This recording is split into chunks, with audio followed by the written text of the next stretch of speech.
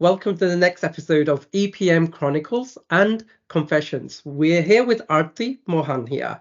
Aarti, could you please introduce yourself and your EPM journey? Sure. Thank you. Thank you, Tim, for having me, first of all. And hello to your large fan following, as we just discussed earlier. So my name is Aarti Mohan. I'm based in Dubai, and I run the strategy and business development team for a region called ECE MEA, which is East Central Europe, Middle East, and Africa. I started my career with Hyperion about 19 years ago. So it's been a long, long time. I always say from a career standpoint, it's my first love. But I've went on to do other things as well now as part of the Oracle journey that I've had. Fantastic. So here is a kind of a challenge or a humorous thing. So I find it very difficult still to explain what I do to my mother. How do you explain to others what you actually do? Have you had any misconceptions what you do? So many, so many. But let me start. You know, the thing you said about your mom, I'll tell you a little incident with my dad. Just to explain to him what I used to do, he was like, she does something with IT and she travels a lot and people listen to her. So I don't know what exactly she does, but she does something with IT and she talks to finance people a fair bit. That was his understanding of what I did. But there were at that time when we had just started 19 years ago, Hyperion had just come to the region. And there were a lot of misconceptions about Hyperion. It was thought as a HR software doing performance reviews. Sometimes it was thought as a process framework, where you automate some of the tasks. So all sorts of things that I've been through, trying to demystify enterprise performance management for what it is. Yeah. Cool. So, what's been your biggest challenge today in your career, and how have you kind of resolved it or the solution towards it? Well, challenge in your career. I think I've had a steady path in my career. I stand for what I believe in. I've been authentic to myself. I consider myself as someone who's contributed a little bit to the finance transformation journey of some of our customers, and I try and take that path. There have been lots of challenges on the way, ups and downs, moving from management to individual contributor to back to management. So it's been a journey, lots of ups and downs. But what I would say is the one thing that I always believe in is that um, you will get your due at some point. You don't know when that point would be, but if you are consistent every day, at some point you do get recognized and noticed. And yeah, keep at it is what I would say. Fantastic. So, could you share a success story with the audience that you've had in your career? So many. So with EPM or overall? Yeah, I mean, overall, maybe one with EPM and one overall. Yeah, let's do that. So with EPM, I think one of our hardest projects or most challenging projects was for a certain airline in the region, and we were trying to convince them to look at EPM for route profitability. I think that was one of the things that maybe some of my teammates also didn't believe that we were positioned to do that, but we were able to do it. And the solution is still live and running after 10 years. And it gives me great pride whenever I meet that customer that they say, oh my God, I still have this dashboard and I don't want to change it because it works really well. So from an EPM standpoint, I think that was a great success story personally for me. Overall, in my career, I think EPM gave me the base in finance that I could take on bigger things. So I covered ERP for a while, and now I cover a broader suite of applications because we are able to then connect with the CFO and the C-suite very easily. Knowing EPM, you know exactly what's running in their mind and what they need to look at from a business performance and visibility and making the right choices, taking the right decisions, looking at the economic outlook and modeling all those things. So I think EPM gave me the base I really wanted for my career to be able to rise to where I've been today. Fantastic. So what is the most rewarding aspect of your career?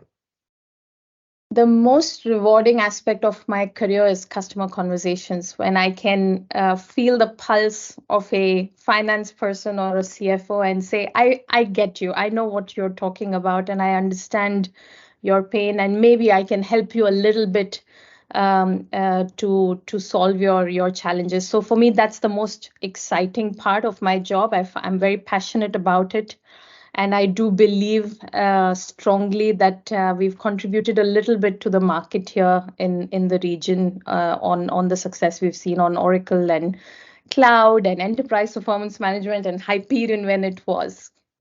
Sure. So here's a quirky question. Have you got like any funny or unexpected moments you can from your career that you can share with the audience that, you know, from a work point of view?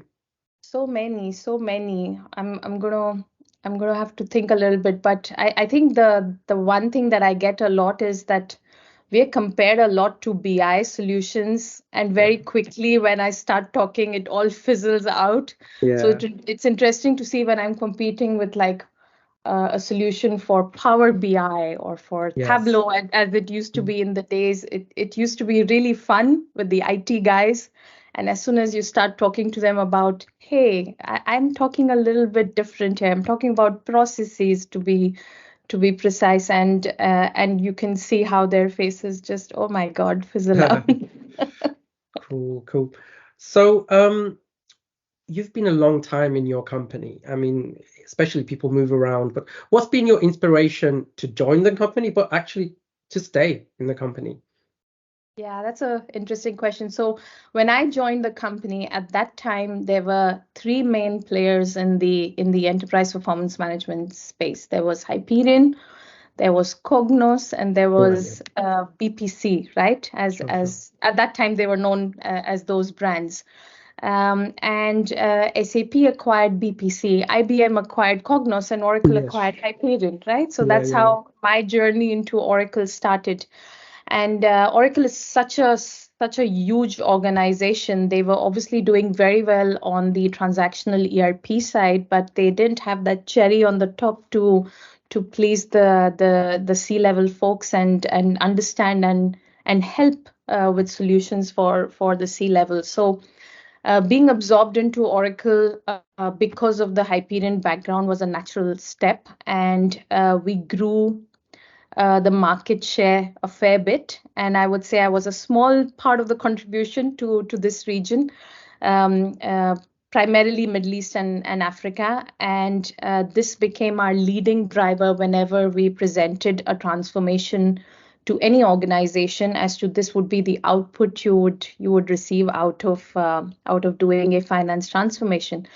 And within Oracle, I took several roles. So I started my career as a pre-sales consultant. Then I moved on to creating a team of pre-sales Sure. experts. Then I moved on to product management. Then I moved on to business development. And now I cover all SaaS applications that includes ERP, human capital management, customer experience. So everything. And yeah, it's although it's one company, but it feels like it's been so many because too Sure. many changes. Definitely, definitely. So, you know, it's an evolving industry in many ways. You know, it's a big Yes. industry. How do you keep updated with events and things like that? What's your kind of sources of information? How do you do it?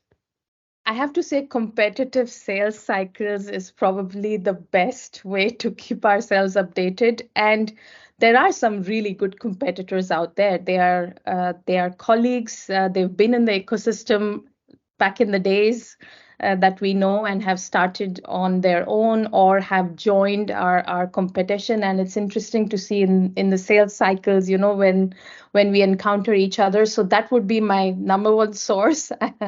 And apart from that, I do keep myself updated with all the podcasts as well. So I'm an avid podcast listener. Whenever I work out, I try and listen to a podcast. So Yeah, that's how I keep myself updated. Fantastic. So you're very successful, at the top of your game, really, in the industry. What's your advice to newcomers or people looking at this industry as a potential career? I think this particular platform, if you can understand it from a business standpoint, explains to you how a business should be run.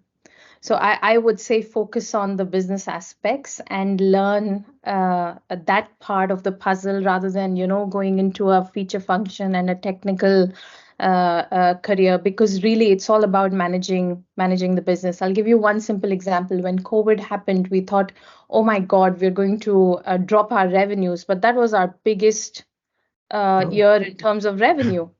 You know wow. why? Because everyone wanted EPM to do scenario modeling, Ah, right? yes, of And to course. do cash flow forecasting. Mm, So every time I've seen a downturn, it's been an opportunity, at least for these sure. solutions, because we're able to feel the pulse of the business. We're able to help the executives run their business in a more effective manner. So for me, I would say that would be my advice, to see it as an opportunity to understand how business people think, how finance people think, and yeah, drive your skills from there. Cool. Also, it's an evolving industry. A lot of things are happening. A lot of challenges, new players, all this stuff. What do you think is going to happen in your crystal ball in the next 5 years in EPM or the general Yeah. industry? Yeah. I was at a panel earlier this week where we were talking about how AI is going to change the role of CFOs. And I have to say, one of the CFOs said that I don't see why I should hire accountants anymore. That will not be the skill required Wow. going Yeah. further. I don't see why I should have a payables person anymore. That is not the Mm, skill I will require anymore. So people are wanting for more digital native skills and to be able to trust the application on some of the repetitive tasks we do. So I think AI will definitely be a game changer in automating lots of processes within EPM and in the yeah. broader suite of applications. So the core skills as we know it will no longer be competitive, right? So we will have to more and more provide value Sure. to the business. And one of the things we ended with in the panel is how can a CFO become a chief value officer Yes. by Yes. utilizing these technologies. So I think that's what would be my next bet in the next. I don't even think 5 years. 5 years is far away. Yeah. Of It'll be course. sooner than that. Sure. Sure. Thank you so much, Arti. It's been amazing. Great interview, and yeah, wish you all the best, and hopefully do a few more in the future. Thank you so Yeah, much, and have a good absolutely. day. Thank you for having Thank me. you. Thank you, Bye Tim. bye.